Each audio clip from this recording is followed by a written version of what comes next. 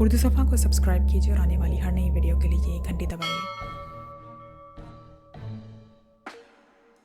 तो फिर वो इस साइंसी उलझन को कैसे दूर कर देता जिसके लिए उसे अगवा किया गया है और जिसे हल करने में बड़े बड़े साइंसदान कासिर रहे हैं। कैप्टन शकील ने इंतहाई संजीदा लहजे में कहा तो जूलिया का सुस्ता हुआ चेहरा बेइख्तियार खिल उठा। फिर उसी तरह की बातों में ना जाने कितना वक्त गुजर गया कि ब्लाशर होटल में दाखिल हुआ। आइए, हेलीकॉप्टर का इंतज़ाम हो गया है, ब्लाशर ने कहा तो वो सब उठ खड़े हुए, बिल अदा किया, होटल से बाहर आए और फिर थोड़ी देर बाद वो एक हेलीकॉप्टर में सवार आसमान की बुलंदियों पर समंदर की तरफ परवास कर रहे थे। पायलट सीट पर ब्लाशर बैठा था जबकि साइड सीट पर जूलिया बैठी हुई थी और उकबी सीटों पर जवाना, जोसेफ, कैप्टन शकील, तनवीर और सफदर मौजूद थे। मिस्टर जवाना, आपने अपने साथियों का तारुफ नहीं कराया, अचानक ब्लाशर ने कहा। ये मेरे साथी नहीं हैं, मेरे मास्टर के साथी हैं, इसलिए उनका दर्जा भी मास्टर जैसा ही है और मेरे ख्याल में इतना तारुफ ही काफ़ी है। जवाना ने जवाब दिया तो सबके चेहरों पर मुस्कुराहट उभर आई। जवाना हमारा साथी है मिस्टर ब्लाशर, इमरान इसका मास्टर होगा, हम नहीं, जूलिया ने मुस्कुराते हुए जवाब दिया। हकीकत ये है मिस जूलिया कि जवाना इस कदर तब्दील हो गया है कि मुझे अब इसके मास्टर अली इमरान से मिलने का शौक़ पैदा हो गया है। बस यूँ समझिए कि जैसे कोई इंतहाई वहशी आदमी यकलख्त इंतहाई मुहज़्ज़ब हो गया हो। मैं आपको सही कैफियत बयान नहीं कर सकता, ब्लाशर ने कहा और सब हंस पड़े। हेलीकॉप्टर अब समंदर पर उड़ता हुआ आगे बढ़ता जा रहा था और फिर तकरीबन 2 घंटे की मुसलसल परवास के बाद उन्हें दूर से एक जजीरा नजर आने लगा। क्या यही वो जजीरा है जिसका नाम जैरम ने लिया था? जूलिया ने कहा तो ब्लाशर ने अस्पात में सर हिला दिया। जजीरे पर पहुंचकर ब्लाशर ने पहले तो एक चक्कर लगाया और फिर एक मुनासिब जगह पर उसने हेलीकॉप्टर उतार दिया। जजीरे पर किसी किस्म की कोई हरकत नजर नहीं आ रही थी। हेलीकॉप्टर के ज़मीन पर उतरते ही वो सब तेज़ी से नीचे उतर आए। वहाँ वाकई इस तरह खौफनाक मलबा पड़ा दिखाई दे रहा था कि कोई ज़ेर ज़मीन इमारत फटकर मलबे की सूरत में बाहर आ गिरी है। थोड़ी देर बाद उन्होंने पूरा जजीरा छान मारा लेकिन वहाँ वाकई कोई ज़ीरू मौजूद न था। फिर उन्होंने मलबा हटाना शुरू कर दिया और इमारत के बाकी बच जाने वाले हिस्सों की तलाशी ली, लेकिन वहाँ ना ही इमरान की लाश मौजूद थी और ना ही ऐसे आसार नजर आए जिससे पता चलता कि इमरान ज़ख्मी हुआ है। इसका मतलब है कि इमरान यहाँ से भी जा चुका है, लेकिन कहाँ? जूलिया ने होंठ भींचते हुए कहा। हैरत है कि इस कदर तबाही के बावजूद भी इमरान साहब बच गए और फिर यहाँ तो कोई ऐसी चीज़ भी नहीं आ रही जिससे इमरान साहब जजीरे से बाहर जा सकते। कहीं वो उड़ना तो नहीं जानते, ब्लाशर ने कहा और सब पे इख्तियार हंस पड़े। ये तो इमरान मिले तो पता चलेगा कि वो किस तरह यहाँ से निकला है और मुझे यकीन है कोई आसान और सादा सी तरकीब होगी, जूलिया ने बड़े फ़ख्रिया लहजे में कहा और सबने अस्पात में सर हिला दिए। मेरा ख्याल है कि हमें हेलीकॉप्टर पर दूर दूर तक इलाका चेक करना चाहिए, सफदर ने कहा। ठीक है, आइए कर लेते हैं, मैंने इस बार फ्यूल टैंक फुल करा लिया है, ब्लाशर ने कहा और थोड़ी देर बाद वो हेलीकॉप्टर पर सवार समंदर की चेकिंग करने में मसरूफ़ हो गए। लेकिन तकरीबन 2 घंटे तक मुसलसल चेकिंग के बावजूद उन्हें इमरान नजर न आया और जब एक बार फिर फ्यूल ख़त्म होने के करीब हो गया तो मजबूरन उन्हें बेनीलो मराम वापस जाना पड़ा। अब क्या किया जाए, कहाँ तलाश किया जाए इस इमरान को? जूलिया ने परेशान होते हुए कहा। मिस्टर ब्लाशर, आप प्लीज़ फ्यूल टैंक दोबारा फिल करा लें, मेरे जहन में एक आइडिया है और मैं इस आइडिया पर काम करना चाहता हूँ, कैप्टन शकील ने कहा। जैसे आप कहें, ब्लाशर ने जवाब दिया। रॉबर्ट, ब्लाशर को रकम दे दो, ये ख्वामखा क्यों ज़ेरपा हो रहा है, जूलिया ने सफदर का फर्जी नाम लेते हुए कहा। ऐसी कोई बात नहीं है मिस जूलिया, ब्लाशर ने कहा, लेकिन सफदर ने उठकर बड़े नोटों की गड्डी ज़बरदस्ती ब्लाशर के पहलू में डाल दी। क्या आइडिया है तुम्हारा जहन में? जूलिया ने कैप्टन शकील से मुखातिब होकर कहा। मैंने इस जजीरे पर समंदरी लहरों के मखसूस बहाव का तजज़िया किया है। जाहिर है यहाँ इमरान साहब के पास कोई लांच तो होगी नहीं कि वो अपनी मर्ज़ी से सफ़र कर सकें, इसलिए यकीनन वो किसी ऐसी खुद साख्ता कश्ती में जजीरे से निकले होंगे जो समंदरी लहरों के बहाव के रुख पर सफ़र करती हुई आगे बढ़ेगी। इसने जजीरे के चारों अतराफ़ को चेक किया है।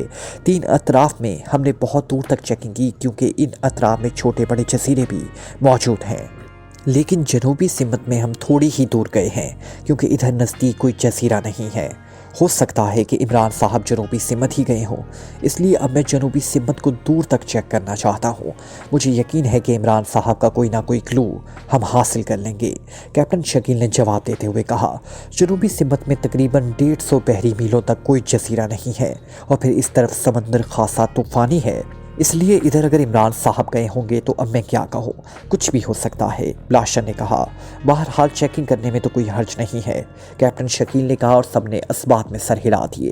ظاہر ہے ویسے بھی تو ان کے پاس آگے بڑھنے کا کوئی اور راستہ موجود نہ تھا۔ مشین کے سامنے اسٹول پر بیٹھا ہوا ایک ادھیڑ عمر آدمی یک لخت بے اختیار چونک پڑا۔ یہ ایک جدید ترین بحری جہاز کا آپریشن روم تھا۔ یہاں ہر طرف چیکنگ مشینیں نصب تھی، جن پر موجود سکرینوں پر دور دور تک سمندر کا منظر واضح طور پر نظر آ رہا تھا۔ یہ ایکریمین نیوی کا جدید جنگی بحری جہاز تھا جو مسلسل سمندر میں گشت کرتا رہتا تھا۔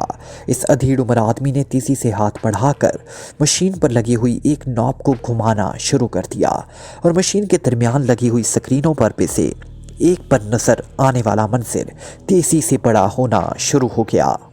چند لمحوں بعد سکرین پر ایک تختہ پانی میں بہتا ہوا نظر آنے لگا، جس پر ایک آدمی اس طرح چمٹا ہوا ہے جیسے چھپکلی کسی چیٹ سے چمٹ جاتی ہے۔ اس آدمی کے جسم میں کوئی حرکت نہ تھی۔ اوہ، یہ کون ہے؟ اس آدمی نے حیرت بھرے لہجے میں کہا، اور پھر اس نے جلدی سے ساتھ پڑے ہوئے انٹرکام کا ریسیور اٹھایا اور 2 نمبر پریس کر دیے۔ یس، کیپٹن بول رہا ہوں۔ رابطہ قائم ہوتے ہی ایک بھاری آواز سنائی دی۔ ڈکسن بول رہا ہوں کیپٹن۔ آپریشن روم سے 3X سکرین پر ایک عجیب منظر نظر آ رہا ہے۔ ایک تختے پر کوئی آدمی چمٹا ہوا بے حس و حرکت پڑا ہوا ہے۔ یہاں سے وہ تقریباً 50 بحری میل کے فاصلے پر ہے۔ ادھیڑ آدمی نے کہا، تختے پر آدمی، یہ کیسے ممکن ہے؟ یہ علاقہ تو انتہائی طوفانی ہے، کون ہو سکتا ہے یہ؟ کیپٹن نے حیرت بھرے لہجے میں کہا، یہ تو اسے یہاں لانے پر ہی معلوم ہو سکتا ہے سر، ادھیڑ عمر نے جواب دیا۔ ٹھیک ہے، میں کشتی بھجواتا ہوں، تم کشتی والوں کی رہنمائی کرتے رہنا، کیپٹن نے جواب دیا، اور ادھیڑ عمر نے اوکے کہہ کے ریسیور رکھ دیا۔ پھر اس نے میز کی سائڈ سے لٹکا ہوا ہیڈ فون ہک سے نکال کر اپنے سر پر چڑھا لیا اور مشین کی نوب کو دوبارہ گھمانا شروع کر دیا، اور منظر تیزی سے سمٹتا چلا گیا۔ کچھ دیر بعد اس نے ایک تیز رفتار کشتی کو سکرین پر دوڑتے ہوئے دیکھا۔ ہیلو فرام بوٹ 13 کالنگ، ایک آواز اس کے کانوں میں پڑی۔ یس راجر اٹینڈنگ یو، اس ادھیڑ عمر آدمی نے کہا۔ رہنمائی کرو، دوسری طرف سے کہا گیا، اور راجر نے اس کی رہنمائی کرنا شروع کر دی، اور کشتی اس کی رہنمائی میں اپنا رخ موڑتی ہوئی آگے بڑھنے لگی، اور پھر کچھ دیر بعد اس نے کشتی کو تختے کے قریب پہنچتے دیکھ لیا۔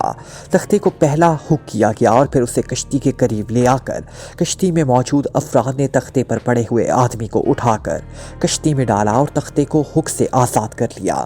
کیا یہ زندہ ہے؟ راجر نے پوچھا۔ ہاں زندہ تو ہے، لیکن اس کی حالت بے حد خستہ ہے، شاید ہی بچ سکے، کوئی ایشیائی لگتا ہے، دوسری طرف سے جواب دیا گیا۔ ایشیائی؟ حیرت ہے یہ یہاں کیا لینے آیا ہوگا؟ راجر نے کہا۔ دیکھو اگر زندہ بچ گیا تو تب ہی معلوم ہو سکے گا، دوسری طرف سے کہا گیا، اور راجر نے اوکے کہہ کر مشین کا ایک بٹن آف کیا، اور پھر سر سے ہیڈ فون اتار کر اس نے ہک میں لٹکایا اور سٹول سے اٹھ کھڑا ہوا۔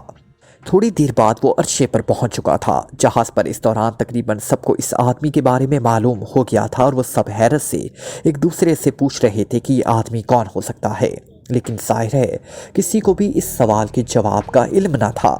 تھوڑی دیر بعد بوٹ واپس پہنچ گئی، اور پھر اس آدمی کو اٹھا کر جہاز پر لے آیا گیا، اور پھر اسے فوری طور پر جہاز کے اندر بنے ہوئے ہسپتال کے بیڈ پر پہنچا دیا گیا، اور ڈاکٹروں نے اس کی دیکھ بھال شروع کر دی۔ پھر تقریباً 2 گھنٹوں کی شدید جدوجہد کے بعد اس آدمی کی حالت خطرے سے باہر ہو گئی۔ اسے ابھی آرام کرنے دے ورنہ یہ ختم ہو جائے گا، کم از کم 2 گھنٹے، ڈاکٹر نے کیپٹن سے کہا، اور کیپٹن نے اس بات میں سر ہلا دیا، اور وہ ہسپتال کے کمرے سے نکل کر واپس اپنے آفس میں پہنچا ہی تھا کہ اچانک آفس کا دروازہ کھلا، اور جہاز کا سیکیورٹی آفیسر رافیل تیزی سے اندر داخل ہوا۔ اس کے چہرے پر عجیب جوش کے تاثرات نمایاں تھے۔ کیا ہوا رافیل؟ تم بہت پرجوش نظر آ رہے ہو، کیپٹن نے آنے والے کی طرف دیکھتے ہوئے کہا۔ مجھے اپنی آنکھوں پر یقین نہیں آ رہا کیپٹن، یہ آدمی جس جہاز پر لایا گیا اس کا نام علی عمران ہے، پاک ایشیا کا مشہور سیکرٹ ایجنٹ، جس سے پوری دنیا کے مجرم تنظیمیں اور سیکرٹ ایجنٹس خوفزدہ رہتے ہیں، رافیل نے جواب دیا، اور کیپٹن چونک پڑا۔ अली इमरान, क्या तुम उसे पहचानते हो? कैप्टन ने हैरत भरे लहजे में कहा। हाँ, मैं उसे अच्छी तरह पहचानता हूँ। मैं एग्रीमेंट लॉस्टर एजेंसी में काम करता रहा हूँ और इस एजेंसी के तहत मैंने 8 साल पाकिस्तान में गुजारे हैं। मैं उसे अच्छी तरह जानता हूँ, राफेल ने कहा। ओहो, अगर ऐसा है तो फिर तो इसकी यहाँ इसी तरह मौजूदगी किसी खतरे का बायस हो सकती है, कैप्टन ने परेशान होते हुए कहा। बिल्कुल हो सकती है, ये चूंकि हद दर्जा खतरनाक आदमी है। हो सकता है इसकी ये हालत और इस अंदाज में जहाज बरामद किसी खास प्लान के तहत हो, इसलिए हमें हर लिहाज से चौकन्ना रहना चाहिए, राफेल ने कहा। ओके, मैं रेड अलर्ट के ऑर्डर दे देता हूँ सर, लेकिन अगर तुम्हारी बात दुरुस्त है तो फिर उसे असल हालात कैसे मालूम हो सकेंगे? कैप्टन शकील ने कहा। ये मेरा काम है, मैं उसे सब कुछ मालूम कर लूँगा। तुम बहरहाल इर्द गिर्द के माहौल से चौकन्ना रहना, राफेल ने कहा और कैप्टन ने इस्बात में सर हिला दिया। ठीक है, लेकिन ये पूछ कुछ मेरे सामने होनी चाहिए। जब उसे होश आ जाए और ये कुछ कहने के काबिल हो जाए तो मुझे तुमने इतला देनी है, कैप्टन ने कहा और राफेल ने इस्बात में सर हिला दिया और फिर मुड़कर तेजी से ऑफिस से बाहर निकल गया। कैप्टन ने पहले तो ऑपरेशन रूम में कॉल करके वहां के इंचार्ज डिक्सन को इर्द गिर्द के इलाके पर नजर रखने को हुक्म दिया और फिर मेज पर रखे हुए खसूसी साख्त के ट्रांसमीटर का एक बटन दबा दिया। ट्रांसमीटर से टूटू की आवाजें आने लगी। Hello hello captain, ASC-3 calling headquarter, over, captain ने बार बार कॉल देते हुए कहा। Yes, NC headquarter attending your over. चंद लम्हों बाद ट्रांसमीटर से एक भारी आवाज़ सुनाई थी। NCSA के चीफ मार्शल से बात कराओ, ओवर, कैप्टन ने कहा। Hello marshal attending over. चंद लम्हों बाद एक भारी सी आवाज़ सुनाई थी। कैप्टन मार्स बोल रहा हूँ फ्रॉम ASC-3। हमारा जहाज़ इस वक्त ब्लू लाइन सी गश्त में कर रहा है। हमने तख्त पर बेहोश पड़े हुए एक एशियाई को चेक किया है और उसे हम जहाज़ पर ले आए हैं। इस वक्त वो जहाज़ के हस्पताल में है। जहाज़ का chief security officer Rafael agreement secret agency लॉस्टर में काम करता रहा है और इस दौरान वो एशियाई मुल्क में भी रहा है। इसका कहना है कि समंदर से मिलने वाला एशियाई पाकिस्तानी है और उसका नाम अली इमरान है और ये इंतहाई मशहूर सीक्रेट एजेंट है। मैंने सोचा आपको इत्ला कर दूं, शायद आप इसमें दिलचस्पी लें, ओवर, कैप्टन ने कहा। कि आपको यकीन है कि राफेल ने अली इमरान का नाम लिया है, ओवर। दूसरी तरफ से मार्शल की हैरत से डूबी हुई आवाज़ सुनाई थी। हाँ, क्यों आप उसे जानते हैं, ओवर, कैप्टन ने चौंक कर कहा। उसे कौन नहीं जानता कैप्टन, अगर वो वाकई ही वही है तो फिर यूँ समझिए कि आपने अपने जहाज़ में एटम बम रख लिया है। वो दुनिया का ख़तरनाक तरीन सीक्रेट एजेंट है, ओवर, दूसरी तरफ से कहा गया तो कैप्टन के चेहरे पर परेशानी और खौफ के तासुरात उभर आए। ओह, अगर ऐसी बात है तो मैं उसे बेहोशी के दौरान ही हलाक कर देता हूँ, ओवर, कैप्टन ने कहा। नहीं, तुमने ऐसा कोई काम नहीं करना। मैं खुद तुम्हारे जहाज़ पर आ रहा हूँ। मैं खुद इमरान से पूछ कुछ करूँगा। अलबत्ता तुमने इस दौरान इंतहाई मोहतात रहना है, ओवर, मार्शल ने जवाब देते हुए कहा। ठीक है, जैसे आप मुनासिब समझें, ओवर, कैप्टन ने जवाब दिया। मैं 1 घंटे के अंदर हेलीकॉप्टर के जरिए पहुँच रहा हूँ, ओवर एंड ऑल, दूसरी तरफ से कहा गया और उसके साथ ही राब्ता ख़त्म हो गया तो कैप्टन ने तवील सांस लेते हुए ट्रांसमीटर ऑफ कर दिया। इमरान की आंखें खुली तो उसके जहन में वो लम्हात किसी फिल्म की सीन की तरह दौड़ने लगे जब वो तख्ते पर था और तख्ता खौफनाक तूफानी मौजों में फंस गया था। उसे जजीरे से निकले हुए ना जाने कितना वक्त गुजर गया था और भूख और प्यास से उसकी हालत खासी खस्ता हो रही थी और फिर तूफानी मौजों ने तख्ते को इस तरह उठा कर पटकना शुरू कर दिया कि इमरान के लिए तख्ते पर टिके रहना तकरीबन नामुमकिन हो गया। चनाचा वो तख्ते से इस तरह चिमट गया जैसे छिपकली किसी चीज़ से चिमट जाती है और फिर आहिस्ता आहिस्ता उसके जहन पर धुंध सी छाती चली गई और आखिरी एहसास जो उसके जहन पे उभरा था वो ये था कि वो इस समंदर में मछलियों की खुराक बन जाएगा और किसी को भी ये मालूम ना हो सकेगा कि वो कहाँ गया है, उसके साथ क्या हुआ है। लेकिन अब आंखें खुलने के बाद जब उसका शऊर पूरी तरह बेदार हुआ तो वो अपने आप को हस्पताल के किसी कमरे में बेड पर पड़ा हुआ देखकर हैरान रह गया। इसके मुंह से बेइख्तियार अल्लाह ताला के लिए शुक्रगुजारी के कलमात अदा होने लगे जिसने एक बार फिर उसे यकीनी मौत से बचा लिया था। कमरे की साख्त तो फिर उसके इर्ताज से वो समझ गया था कि वो किसी बहरी जहाज़ में बने हुए हस्पताल में मौजूद है। इसका मतलब था कि उसे बेहोशी के आलम में किसी बहरी जहाज़ के अमले ने देख कर बचा लिया है। वो उठकर बैठ गया लेकिन उसी लम्हे कमरे का दरवाज़ा खुला और एक डॉक्टर अंदर दाखिल हुआ। डॉक्टर एग्रीमेंट था। डॉक्टर ने जब उसे बेड पर बैठे हुए देखा तो वो बेइख्तियार اچھل پڑا۔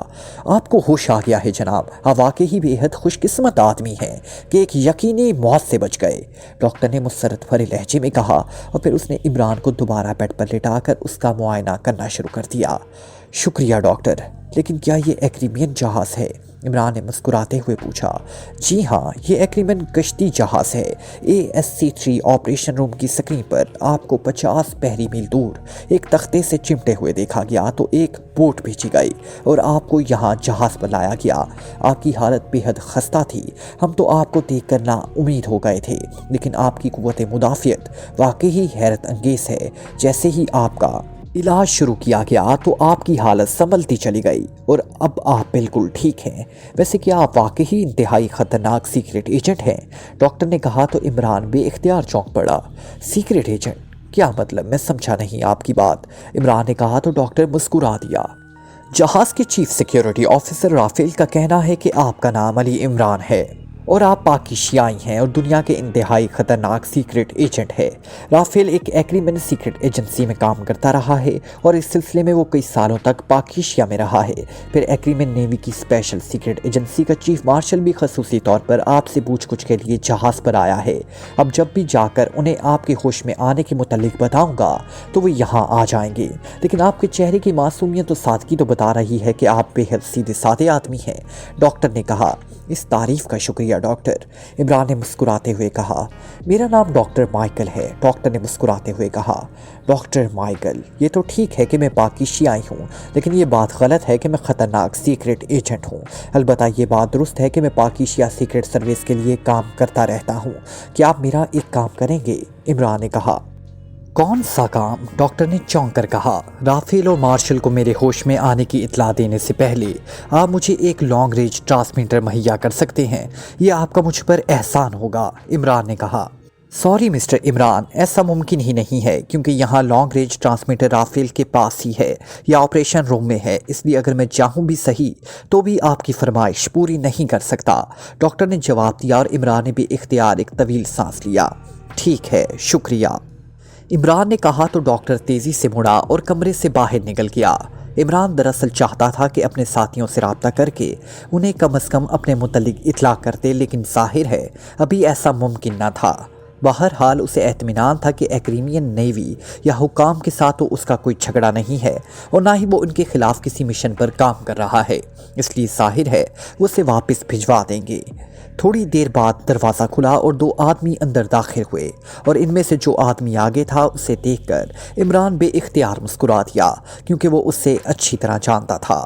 یہ مارشل تھا، ایکریمیا کا ایک معروف ایجنٹ۔ جب پہلے ڈاکٹر نے مارشل کا نام لیا تھا تو عمران کے ذہن میں اس آدمی کے بارے میں خیال تو آیا تھا، لیکن اب اسے دیکھ کر وہ پہچان گیا تھا کہ یہ وہی مارشل ہے۔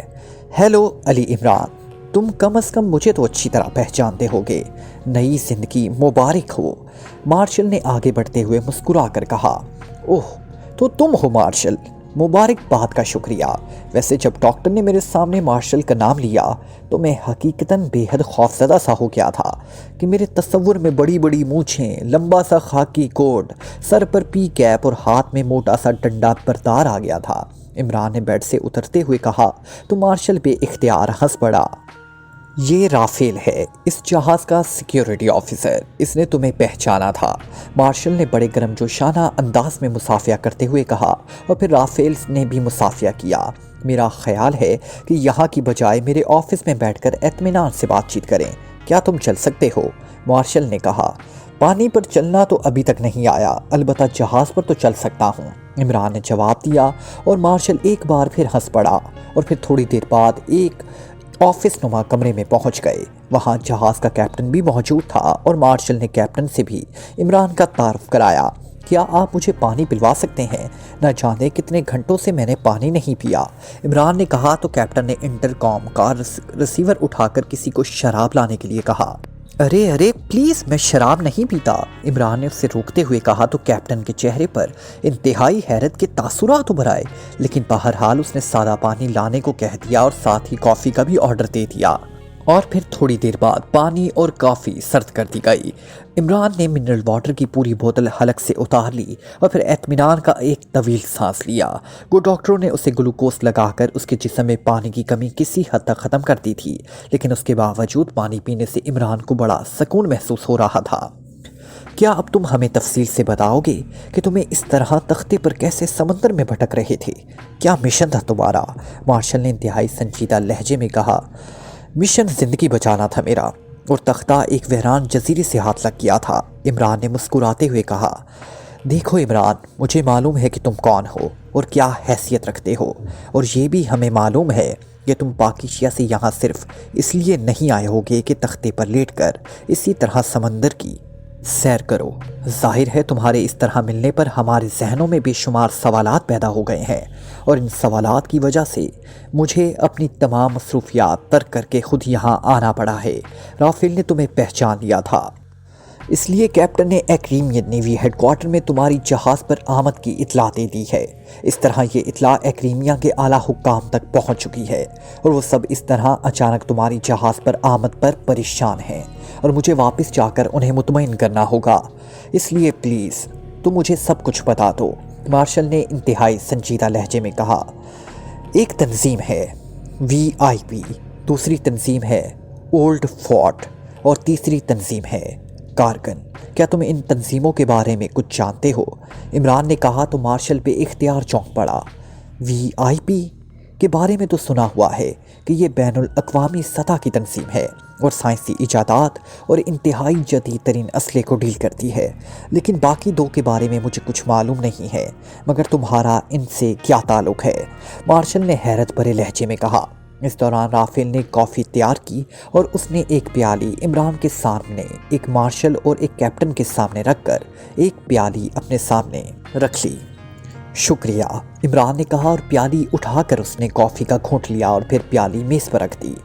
مارشل، میں تمہیں سب کچھ تفصیل سے بتا دیتا ہوں، یقین کرنا یا نہ کرنا یہ تمہاری مرضی ہے، لیکن چونکہ نہ ہی میں کسی مشن پر ہوں اور نہ ہی ایکریمیا کے خلاف کام کر رہا ہوں، بلکہ اس بار میں خود مشن میں استعمال کیا گیا ہوں، اس لیے میں کوئی چیز چھپاؤں گا نہیں۔ ہوا یہ کہ مجھے رات کو سوتے ہوئے میرے فلیٹ سے بے ہوش کر کے اغوا کیا گیا ہے۔ جب میری آنکھ کھلی تو میں ایک جزیرے پر تھا جس کا نام مجھے ناجی بتایا گیا۔ میں وہاں اکیلا تھا، وہاں ایک ٹرانسمیٹر موجود تھا۔ اس ٹرانسمیٹر پر کال آئی، کوئی شخص پرائمر بول رہا تھا۔ اس نے بتایا کہ VIP نامی کسی تنظیم کا سیکشن چیف ہے اور اس نے مجھے اغوا کرایا ہے۔ اس نے بتایا کہ اس تنظیم کی لیبارٹریوں میں جہاں جدید ترین اسلحے پر کام ہوتا ہے اور بڑے بڑے سائنسدان ان لیبارٹریوں میں کام کرتے ہیں۔ ان سائنسدانوں نے ایک مادہ دریافت کیا ہے جس کا نام انہوں نے تنظیم کے نام پر VIP رکھا ہے۔ VIP مادہ میں توانائی کا لامحدود ذخیرہ ہے، ایسا ذخیرہ جسے جس قدر خرچ کیا جائے خرچ نہیں ہوتا۔ اس طرح اگر اس مادہ سے اسلحہ تیار کیا جائے تو یہ اسلحے کے بڑے بڑے گوداموں سے زیادہ قیمتی ہوگا، کیونکہ اس کی توانائی خرچ ہونے کے باوجود خرچ نہیں ہوتی۔ مثلاً VIP مادے کو کسی گن میں استعمال کیا جائے تو اس گن کو جس قدر چاہے استعمال کرو، اس کا میگزین مسلسل اور ہمیشہ کام کرتا رہے گا۔ لیکن اس مادے کو اسلحے میں استعمال کرنے میں ایک سائنسی رکاوٹ پیدا ہو گئی تھی جسے کوئی سائنسدان حل نہیں کر رہا تھا۔ پھر نہ جانے اس پرائمر کو کیسے اس بات کا پتہ چلایا کہ اس نے معلوم کر لیا کہ پوری دنیا میں صرف میں ہی ایک ایسا آدمی ہوں جو اس رکاوٹ کو دور کر سکتا ہے۔ چنانچہ اس نے اس جزیرے پر ایک عورت جس کا نام ڈیمی تھا کو وہ فارمولہ دے کر میرے پاس بھیجا۔ میں نے جب اس فارمولے کو چیک کیا تو اس میں واقعی ایک سائنسی رکاوٹ موجود تھی، لیکن یہ رکاوٹ ایسی تھی جسے انتہائی آسانی سے حل کیا جا سکتا تھا۔ میں حیران تھا کہ اس رکاوٹ کو دور کرنے کا فارمولہ دوسرے سائنسدانوں کے ذہن میں کیوں نہیں آیا۔ بہرحال میں نے اسے حل کر دیا تو وہ عورت فارمولہ لے کر اس جزیرے کی ایک سائٹ پر گئی۔ میں سوچ رہا تھا کہ شاید اسے لینے کے لیے کوئی لانچ آئے گی تو میں اس پر قبضہ کر لوں گا، لیکن وہ عورت اچانک غائب ہو گئی۔ میں بے حد حیران ہوا۔ بعد میں پتہ چلا کہ وہاں VIP کی کوئی آبدوز موجود تھی جس کے ذریعے وہ عورت چلی گئی اور میں اس جزیرے پر موجود عمارت میں اکیلا رہ گیا۔ پھر اچانک اس عمارت کو میزائلوں سے تباہ کر دیا گیا۔ میں اس وقت اتفاقاً عمارت سے باہر آیا ہوا تھا، اس لیے بچ گیا، لیکن اب وہاں سے نکلنا میرے لیے مسئلہ بن گیا۔ बहरहाल मैंने इधर उधर से लकड़ियाँ इकट्ठा की और इनकी मदद से एक छोटी सी कश्ती बनाई और फिर इस कश्ती के ज़रिए मैं इस जजीरे से निकल खड़ा हुआ। ये कश्ती मुझे एक और जजीरे पर ले गई। वहाँ अचानक मुझे बेहोश कर दिया गया। जब मुझे होश आया तो वहाँ एक औरत जोसेफीन मौजूद थी। उसने बताया कि इस जजीरे का ताल्लुक स्मगलिंग से मुतल्लिक एक तंजीम ओल्ड फोर्ट से है और चूंकि वीआईपी ने मुझे मौत के घाट उतारने की कोशिश की है, इसलिए वो भी मुझे हलाक कर देगी। वरना अगर वीआईपी को पता चल गया तो वो ओल्ड फोर्ट को भी खात्मा कर देगी। जोसेफीन ने मुझे हलाक करने की कोशिश की, लेकिन जाहिर है अब मैं इतना भी किया गुजराना था कि इस औरत के हाथों हलाक हो जाता। चनाचा जजीरे पर मौजूद उसके साथियों को मैंने हलाक कर दिया और फिर वहाँ से इस जोसेफीन को साथ लेकर एक लॉन्च में चल पड़ा। हमारी मंजिल बर्सबीन थी कि अचानक एक धमाका हुआ और लॉन्च तबाह हो गई। फिर मुझे होश आया तो मैं एक हस्पताल के बेड पर था। वहाँ एक औरत कैथरीन मौजूद थी। उसने मुझे बताया उसका ताल्लुक एक तंजीम कारगन से है और कारगन भी इस वीआईपी फार्मूले पर काम कर रही थी। उसने भी मुझसे वादा किया कि अगर मैं उस साइंसी रुकावट को दूर करूं तो वो मुझे आज़ाद कर देगी। चूँकि मुझे इस साइंसी फार्मूले से कोई दिलचस्पी ना थी, इसलिए मैंने दोबारा उस पर काम किया और उससे हल कर दिया। फिर मुझे बेहोश कर दिया गया और फिर जब मुझे होश आया तो मैं एक बार फिर एक जजीरे पर था। इस जजीरे में अंडरग्राउंड इमारत थी। कैथरीन भी वहाँ मौजूद थी। उसने ना जाने क्यों मुझे बराह रास्त हलाक करने की बजाय एक वायरलेस कंट्रोल बम के जरिए इस इमारत को तबाह कर दिया ताकि मैं भी हलाक हो जाऊं। लेकिन शायद कुदरत को मेरी ज़िंदगी मकसूद थी, इसलिए मैं एक बार फिर बच गया। वहाँ से निकलने के लेकर मेरे पास कोई चीज़ ना थी, अलबत्ता एक तख्ता मुझे वहाँ साहिल पर पड़ा मिल गया और फिर अल्लाह का नाम लेकर मैं इस तख्ते पर बैठा और वहाँ से निकल खड़ा हुआ। फिर तख्ता तूफानी लहरों में फंस गया।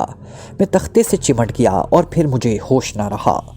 उसके बाद मुझे होश आया तो मैं यहाँ हस्पताल के बेड पर था और अब आप हजरात के सामने मौजूद हूँ। इमरान ने तफसील बताते हुए कहा और मार्शल राफेल और कैप्टन के चेहरों पर हैरत के तासुरात उभर आए। वाकई तुम खुशकिस्मत इंसान हो कि इस कदर खौफनाक हादसा से जिंदा बच गए हो।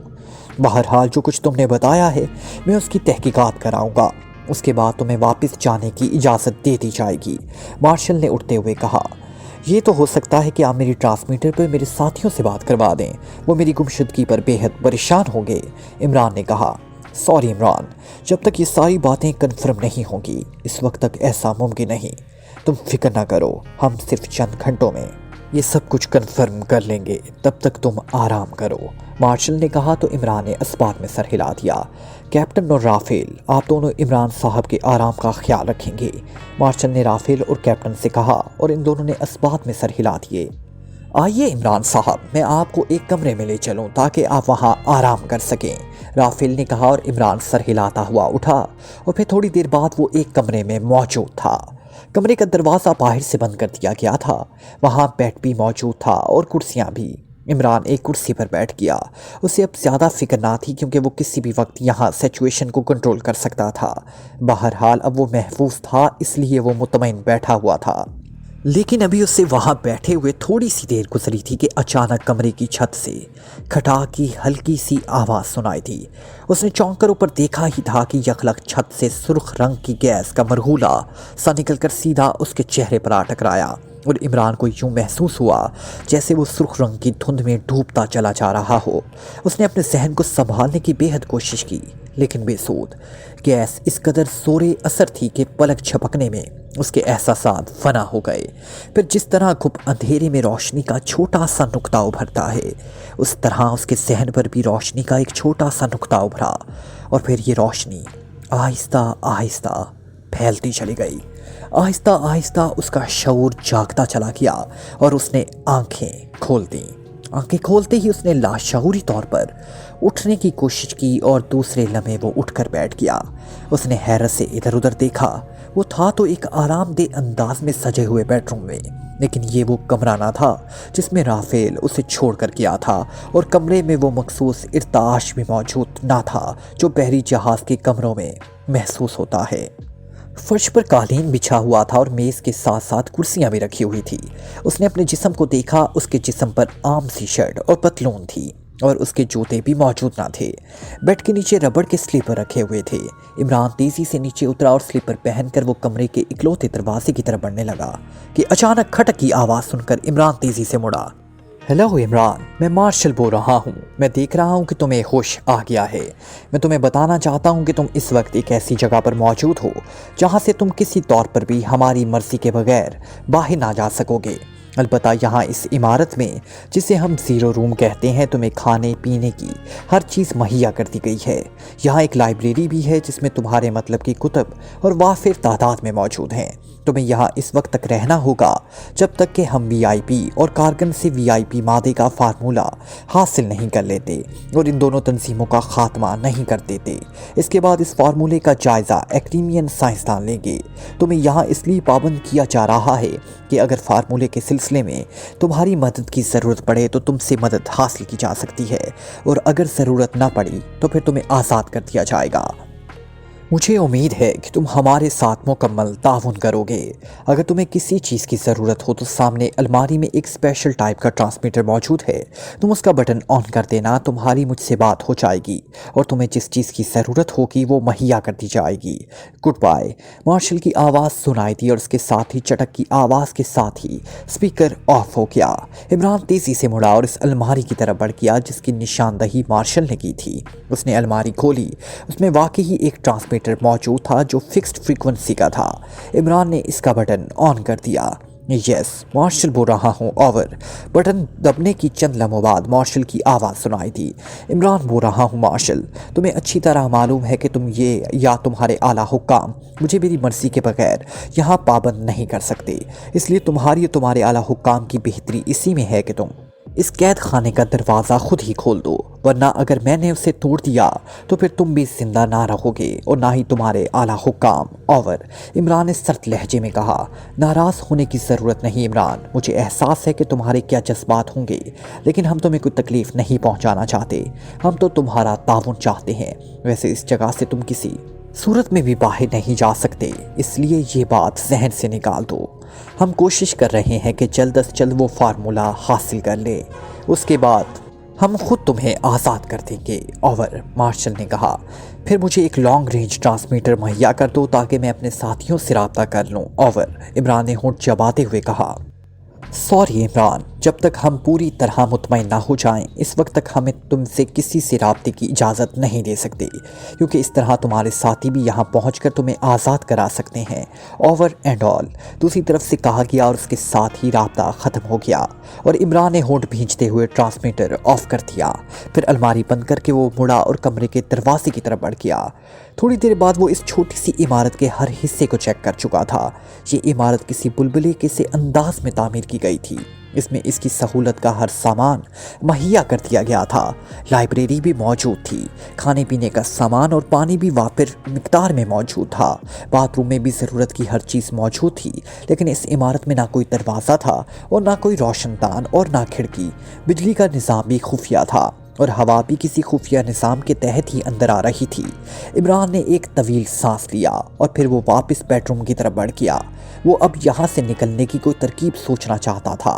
उसे मालूम था कि किसी स्क्रीन पर इसकी हरकत को चेक किया जा रहा है, क्योंकि उसके होश में आते ही मार्शल ने उससे बात की थी और उससे कहा था कि वो उसे देख रहा है। इमरान कुर्सी पर बैठ गया और उसने कमरे की दीवारों और छत का जायज़ा लेना शुरू कर दिया ताकि इस इलेक्ट्रॉनिक आई को चेक कर सके जिसकी वजह से उसे स्क्रीन पर देखा जा रहा है। लेकिन बावजूद कोशिश के वो इस इलेक्ट्रॉनिक आई को तलाश ना कर सका, तो उसने इस अंदाज में सर झटका जैसे उसने तलाश तर्क करने का फ़ैसला कर लिया हो, और फिर आंखें बंद करके उसने कुर्सी की ऊंची नशिस्त से सर टिका दिया। बर्सपिन के एक होटल के कमरे में जूलिया और उसके साथियों के साथ साथ जोसेफ और जवाना भी मौजूद थे। इन सब के चेहरे सते हुए थे क्योंकि वो सर तोड़ कोशिश के बावजूद इमरान का सुराग ना लगा सके थे। ब्लाशर उन्हें यहाँ छोड़कर वापस चला गया था और वादा कर गया था कि वो अपने तौर पर इमरान को ट्रेस करने की कोशिश करेगा और अगर उसे कोई क्लू मिल गया तो वो उन्हें इत्तला कर देगा। لیکن انہیں معلوم تھا کہ اب یہ کام بلاشر کے بس کا نہیں رہا۔ میرا خیال ہے کہ چیف سے بات کر لی جائے، جولیا نے کہا، اور اس کے ساتھ ہی اس نے میز پر پڑے ہوئے فون کا ریسیور اٹھا دیا اور فون پیس کے نیچے لگا ہوا بٹن پریس کر کے اسے ڈائریکٹ کیا اور پھر انکوائری نمبر ڈائل کر دیے۔ یس، انکوائری پلیز۔ رابطہ قائم ہوتے ہی ایک نسوانی آواز سنائی دی۔ پاکیشیا کا رابطہ نمبر اور پاکیشیا کے دارالحکومت کا رابطہ نمبر چاہیے، جولیا نے کہا۔ دوسری طرف سے چند لمحوں کی خاموشی کے بعد دونوں نمبرز بتا دیے گئے تو جولیا نے کوریڈور دبا کر رابطہ ختم کر دیا۔ اس میں لاؤڈر کا بٹن موجود ہے، اسے پریس کر دیں، صفدر نے کہا تو جولیا نے سر ہلاتے ہوئے لاؤڈر کا بٹن پریس کر دیا اور پھر تیزی سے نمبر ڈائل کرنے شروع کر دیے۔ ایکسٹیو۔ رابطہ قائم ہوتے ہی ایکسٹیو کی آواز سنائی دی۔ جولیا بول رہی ہوں باس، برسبن سے، جولیا نے کہا۔ کیا رپورٹ ہے؟ چیف نے اس طرح سخت لہجے میں پوچھا تو جولیا نے اب تک کی پوری تفصیل بتا دی۔ اس کا مطلب ہے کہ تم عمران کی تلاش میں ناکام رہے ہو۔ ایکسٹیو کا لہجہ مزید سخت ہو گیا۔ ہم نے عمران کو تلاش کرنے کی ہر لحاظ سے سر توڑ کوشش کی ہے چیف، لیکن اب آگے کسی قسم کا کوئی کلو موجود نہیں ہے، جولیا نے جواب دیتے ہوئے کہا۔ عمران ابھی تک کوئی رابطہ قائم کیا ہے اور نہ ہی اس کی طرف سے کسی قسم کی کوئی اطلاع موصول ہوئی ہے۔ اس کا مطلب ہے کہ عمران واقعی ہی خاص حالات کا شکار ہو چکا ہے، لیکن بہرحال اسے تلاش کرنا ہے۔ تم نے جس علاقے میں عمران کو تلاش کیا ہے اس علاقے میں ایکریمین نیوی کے جہاز بھی گشت کرتے رہتے ہیں۔ ہو سکتا ہے کہ عمران کو کسی ایسے ہی جہاز نے چیک کر لیا ہو اور وہ ان کی قید میں ہو، یہ بے ہوشی کے عالم میں ہو۔ برسبین میں ایکریمین نیوی کا ایک سیکشن ہیڈ کوارٹر موجود ہے جسے سب میرین سب ہیڈ کوارٹر کہا جاتا ہے۔ ہو سکتا ہے کہ تمہیں وہاں سے عمران کو کوئی کلو مل جائے، چیف نے کہا۔ یس سر، ہم معلوم کرتے ہیں، جولیا نے مسرت بھرے لہجے میں کہا۔ چیف کے کہنے پر اسے ایسا محسوس ہو رہا تھا جیسے مایوسی کی آتھا تاریکیوں میں امید کی مشعل روشن ہو گئی ہو، اور اس کے ساتھ ہی دوسری طرف سے رابطہ ختم ہو گیا۔ جولیا نے ریسیور رکھ دیا۔ چیف نے واقعی درست بات کی تھی، ہم خود اس کا خیال رکھنا چاہیے تھا، کیپٹن شکیل نے کہا۔ یہی تو چیف کی خوبی ہے کہ وہ ہر اس پہلو کو مد نظر رکھتا ہے جسے ہم نظر انداز کر دیتے ہیں، تنویر نے کہا، اور سب نے اسبات میں سر ہلا دیے۔ میرا خیال ہے مس جولیا کے بلاشر سے کہا جائے کہ وہ اس بارے میں معلومات حاصل کرے، وہ زیادہ آسانی سے یہ سب کچھ کر لے گا، جوانا نے کہا۔ ہاں، لیکن کہیں وہ ہماری وجہ سے تنگ نہ ہو رہا ہو، جولیا نے کہا۔ ارے نہیں مس جولیا، بلاشر میرا ایسا دوست ہے جو میرے لیے جان بھی دے سکتا ہے۔ آپ نے دیکھا نہیں کہ مخالف ٹیم میں ہونے کے باوجود ہمارے ساتھ اس طرح کام کر رہا ہے جیسے ہماری تنظیم کا رکن ہو، جوانا نے کہا۔ اوکے، پھر اس سے بات کرو، جولیا نے کہا، اور جوانا نے اٹھ کر فون کا ریسیور اٹھایا اور تیزی سے نمبر ڈائل کرنے شروع کر دیے۔ بلاشر جاتے ہوئے اسے اپنا فون نمبر دے گیا تھا۔ بلاشر فلائنگ کلب۔ رابطہ قائم ہوتے ہی ایک نسوانی آواز سنائی دی۔ بلاشر سے بات کراؤ، میں اس کا دوست جوانا بول رہا ہوں، جوانا نے کہا۔ یس سر، ہولڈ آن کریں، دوسری طرف سے کہا گیا۔ ہیلو، بلاشر بول رہا ہوں، چند لمحوں بعد بلاشر کی آواز سنائی دی۔ جوانا بول رہا ہوں بلاشر، تمہارے ذمے ایک کام لگانا چاہتا ہوں۔ یہاں ایکریمین نیوی کا سب ہیڈ کوارٹر ہے جسے سب میرین سیکشن ہیڈ کوارٹر کہا جاتا ہے، تمہیں معلوم ہے نا، جوانا نے کہا۔ ہاں، لیکن وہاں کیا کرنا ہے؟ بلاشر کے لہجے میں حیرت تھی۔ ہو سکتا ہے کہ ماسٹر کو ایکریمین نیوی کے کسی جہاز نے بچا کر کسی ہسپتال پہنچا دیا ہو، یا ایسا بھی ہو سکتا ہے کہ قید کر لیا ہو، کیونکہ ایکریمین بھی ماسٹر سے خوفزدہ رہتے ہیں۔ کیا تم وہاں سے حتمی معاملات پوچھ سکتے ہو؟ جوانا نے کہا۔ ہاں، کیوں نہیں، وہاں میرا ایک گہرا دوست موجود ہے، میں ابھی آدھے گھنٹے بعد تمہیں فون کرتا ہوں، بلاشر نے کہا تو جوانا نے اوکے کہہ کر ریسیور رکھ دیا، اور پھر آدھا گھنٹہ گزرنے سے بھی پہلے فون کی گھنٹی بج اٹھی اور جوانا نے اٹھ کر ریسیور اٹھا لیا۔ یس، جوانا نے کہا۔ بلاشر بول رہا ہوں، میں نے تمہارے ماسٹر کا کھوج لگا لیا ہے، لیکن یہ بات فون پر بتانے کی نہیں ہے، میں خود آ رہا ہوں۔ میں نے فون اس لیے کیا تھا کہ معلوم کر سکوں کہ تم ہوٹل میں موجود ہو یا نہیں، بلاشر کی آواز سنائی دی۔ جلدی آؤ، جوانا نے انتہائی بے چین سے لہجے میں کہا، اور دوسری طرف سے رابطہ ختم ہو گیا تو جوانا نے ریسیور رکھ دیا۔ چونکہ لاؤڈر کا بٹن پہلے ہی دبا ہوا تھا، اس لیے بلاشر کی بات سب نے سن لی تھی اور سب کے چہرے بے اختیار مکمل کھل اٹھے تھے۔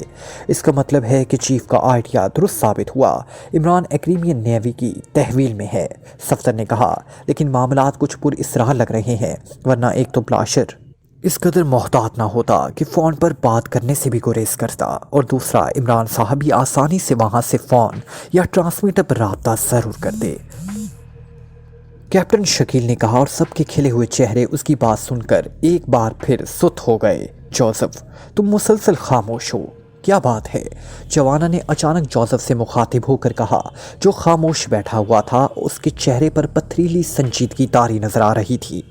बॉस पर काली आंखों और सुर्ख कलगी वाले इस कित का साया पड़ गया है, जो सिर्फ रात को उड़ती है और जिसकी उड़ान इंतहाई घने जंगलों में पाई जाती है और दलदलों पर होती है। जोसेफ ने इंतहाई संजीदा लहजे में कहा, और सब साथियों के चेहरों पर बेख्तियार मुस्कुराहट उभर आई। तो फिर जूलिया ने मुस्कुराते हुए कहा, काली आंखें और सुर्खकलगी वाले इस कित का साया जिस पर पड़ जाए, वो बाकी सारी उम्र घसीटता रहता है, मुसलसल घसीटता रहता है, और बास भी तब से मुसलसल घसीट रहा है। अगर इस काली आंखों और सुर्खकलगी वाली कित की दाई आंख पे परम के खून की सिलाई न डाली गई तो बॉस इसी तरह घसीटते घसीटते एक रोज़ अपनी जान दे देगा। जोसेफ ने पहले से भी ज़्यादा संजीदा लहजे में कहा, और फिर इससे पहले कि मज़ीद कोई बात होती, दरवाजे पर दस्तक की आवाज़ सुनाई दी।